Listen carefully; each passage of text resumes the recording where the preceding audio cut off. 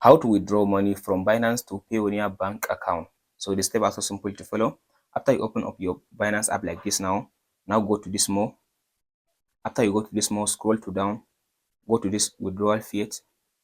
So from this section, now tap on this option now. So tap on this option now to select the currency.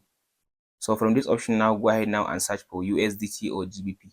After you select the currency USDT or GBP, from there you can be able now to see this option now. So from this option now, all you have to do now, before you tap on this continue button, make sure you go to your Binance or go to your Payoneer and tap on the menu at the top left side like this one.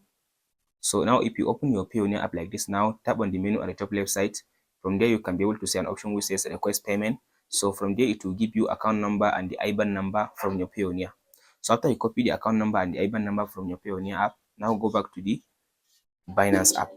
So from this option now if you tap on this continue button, now it will allow you now to paste in the IBAN number and the account number. From there it will allow you to specify the amount you want to withdraw to your Payoneer bank account. From there, if you tap on withdraw, you can just confirm your verification code. From there, the money will be sent into your Payoneer bank account. That's it, guys.